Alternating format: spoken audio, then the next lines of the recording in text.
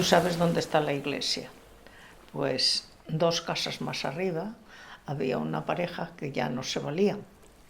Entonces, como no había agua en casa, pues iba por el agua, pero tenía 12 o 14 años.